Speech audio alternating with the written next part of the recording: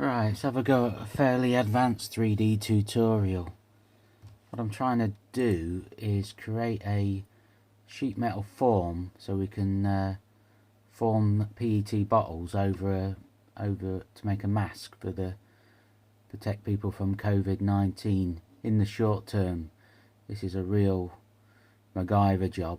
So File, New, from Template.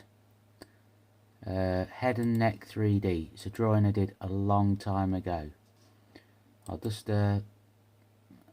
so it brought it in. It's a head about 300, head and neck about 300 from the base right to the crown.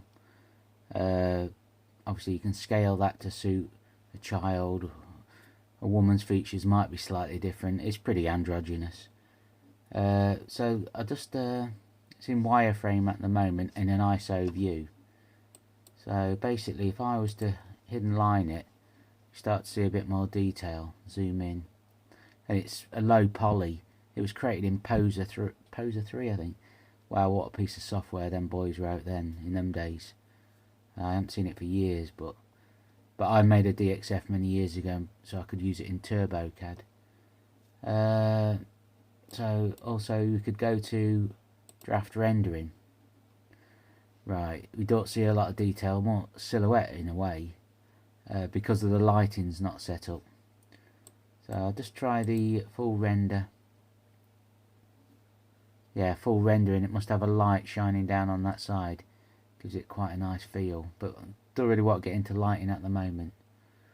So you click it again, it goes back to wireframe. So if you look at the top view, side views, front views, bottom views, back view, side view again, back to ISO, and all your 4 ISOs there. If you click on this examine tool, you'll be able to spin it round, which can help you pick up on points. Now you'll see I put like a wireframe box round it. Because there's no datum, I need to know where the middle of the head is. I need to know where to pick up on lines. It just makes life a lot easier. And I call that temporary scaffolding in 3D. I find it's an enormously good way to set up things. So for instance, if I come back here and I was to pick up the box tool, 3D box tool, snap on the mid there, and then I want to come up 100, height of 100 mil, and then I could move that into position. It gives you an idea of, you know, where the nose is. Just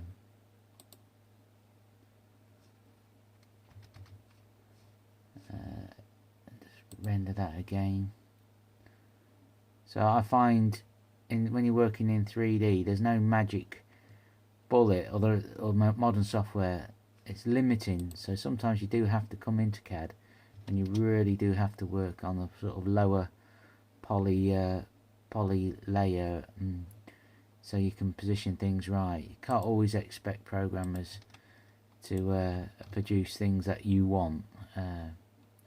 So again, so that was a template. Now we'd save that out.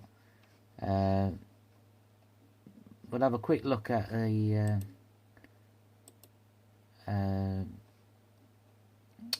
I think I'll leave it at that for now, for this tutorial.